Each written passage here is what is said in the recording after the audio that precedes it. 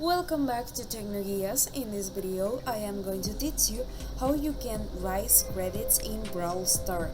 As we know, browsers have several alternatives, and of them is that you can raise mastery brawler.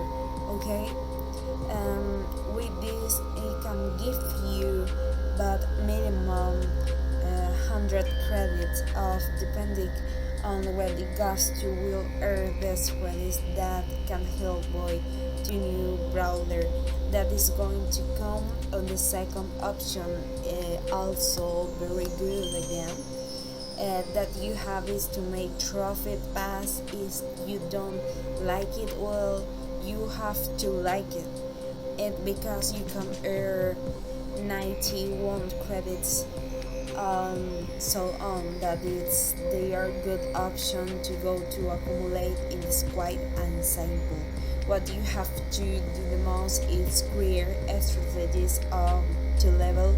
Thank you for watching this video, and don't forget to tell us what you thought of it here at Technologies.